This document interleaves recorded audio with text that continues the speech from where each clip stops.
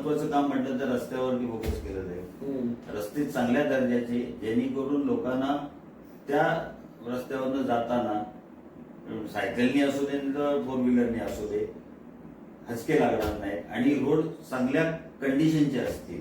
एकदा ते केले तर निदान 10 वर्ष तरी त्याच्याकडे कोणी पाहिलं जाणार नाही. त्या ठेकेदारावरती आपण त्याचं अंकुश ठेवला जाईल. दुसरी गोष्ट, आपल्या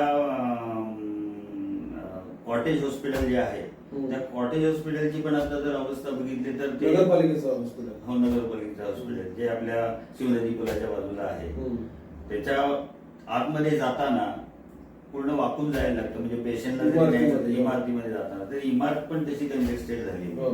तर त्या इमारतीचं स्वरूप बदलायचं आहे. म्हणजे जरा हॉस्पिटल असं ते वाटत नाही. कॉटेज हॉस्पिटल जे म्हणायला पाहिजे हॉस्पिटल वाटत नाही. मग त्याच्यामध्ये बिल्डिंगचं रिनोव्हेशन असेल किंवा एक्सपांडेशन असेल ते आपण करू.